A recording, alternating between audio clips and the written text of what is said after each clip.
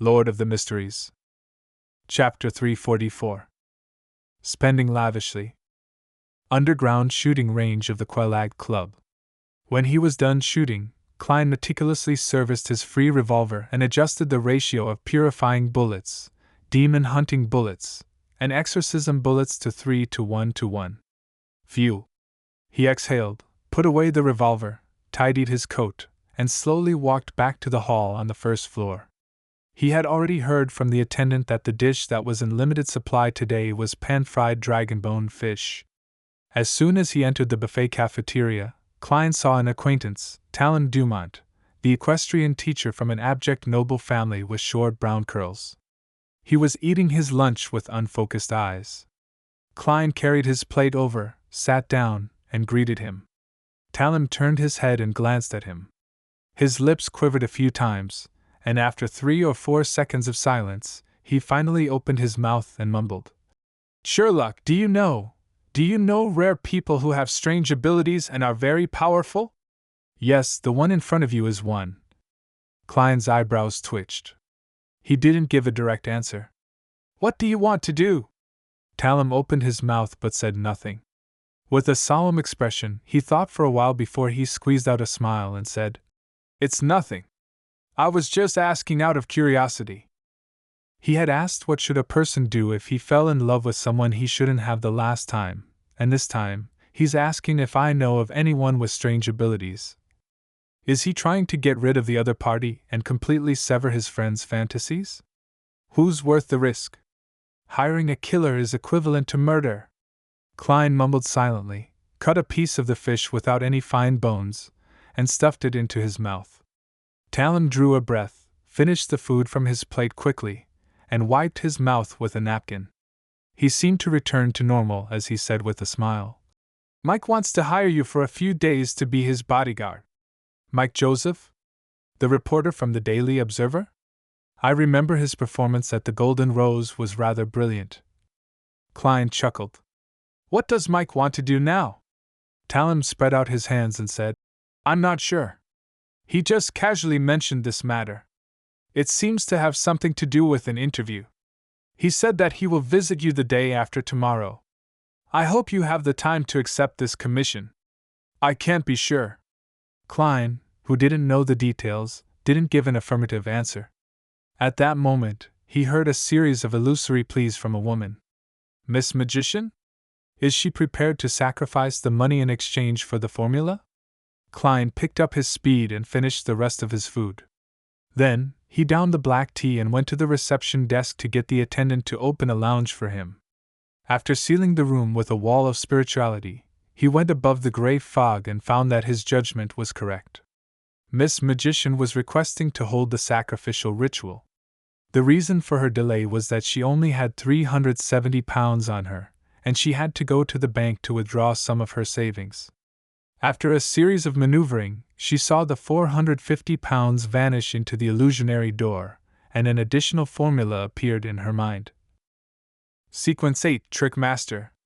Main ingredients: stomach pouch of a spirit eater, 20 milliliters of a deep-sea marlin's blood. Supplementary ingredients: 5 milliliters of essential oils made from hornbeam, 10 grams of string grass powder, a blossoming red chestnut flower, 80 milliliters of pure water. I've finally obtained it. It's been years. Furs couldn't help pacing back and forth, feeling overjoyed and proud. Then, not feeling at ease, she took out a pen and a piece of paper, recording down the formula so that she wouldn't forget it and end up having to trouble Mr. Fool. If I don't meet someone who doesn't know the market well, then the main ingredient is at least £300, and I only have £430 left. I still need to work hard to earn more money. I am going to write a new book." Furs suddenly felt that she was brimming with motivation. She was no longer the procrastinator she had been before. 5 minutes to 8 on a Wednesday evening, carrying all his savings, Klein entered the house where the gathering organized by Eye of Wisdom was held. He was wearing a black robe, with a hood over his face, and an iron mask. £1,674 in cash and 5 gold coins.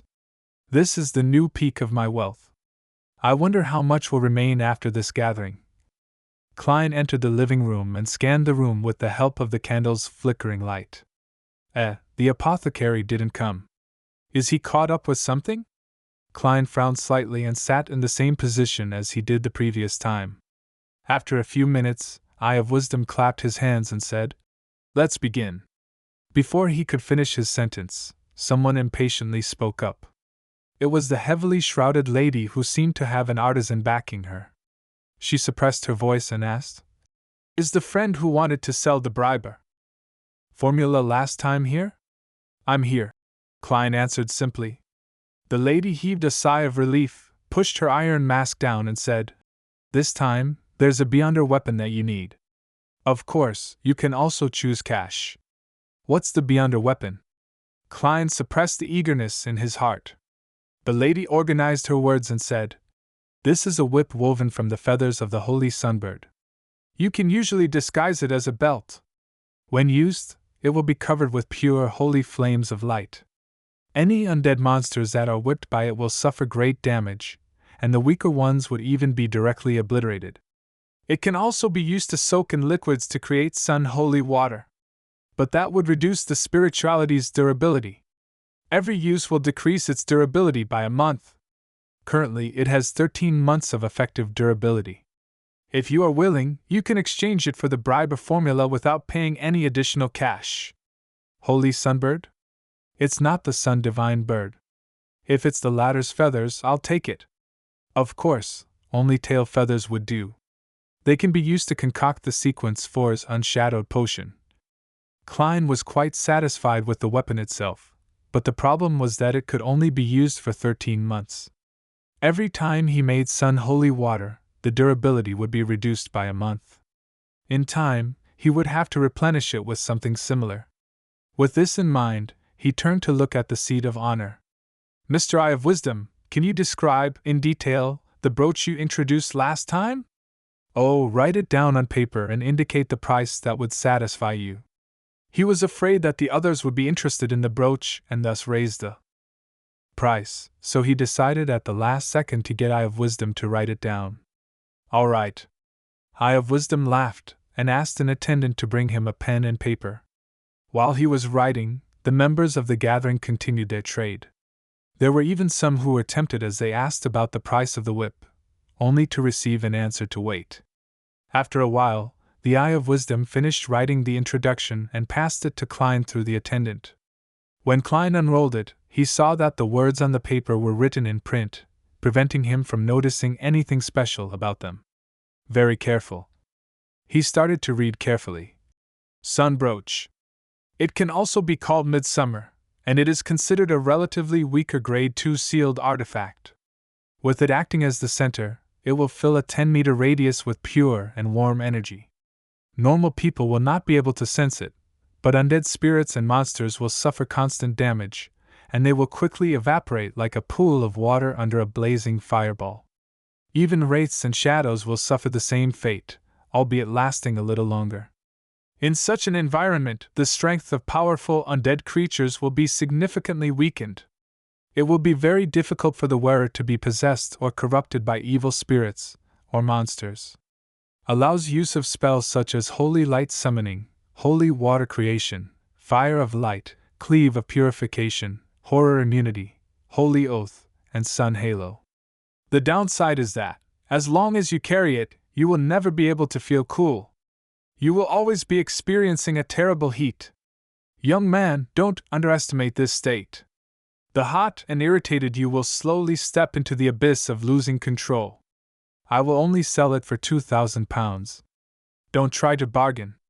As you know, I'm not too short of money, and I'm a collector. It's much stronger than I imagined."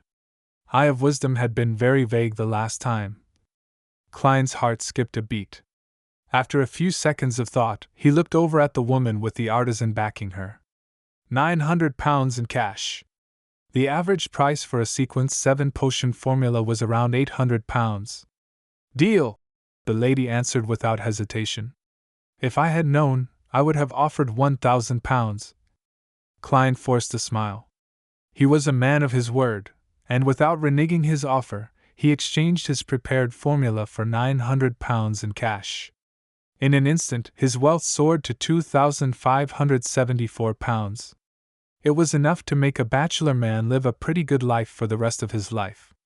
After Eye of Wisdom's appraisal, the lady looked at the formula once more in satisfaction. Sequence 7 Briber. Main ingredients: 1 weeping infant flower, strange-faced cannabis crystal. Supplementary ingredients: 5 drops of golden jimsonly juice, 5 drops of black jimsonly juice, 4 drops of fantasy grass essential oil, 80 milliliters of red wine.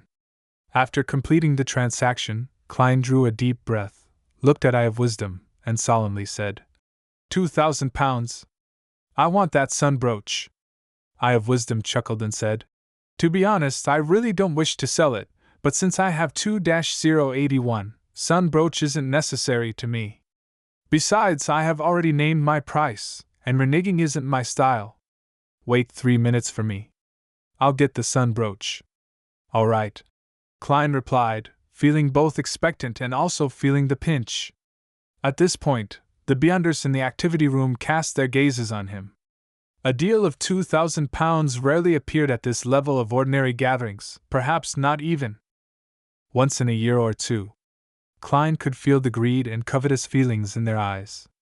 After a short silence, the transactions continued until Eye of Wisdom returned. In his open palm lay a dark golden brooch shaped like a sunbird. It was obvious that the Eye of Wisdom had some sweat on his face.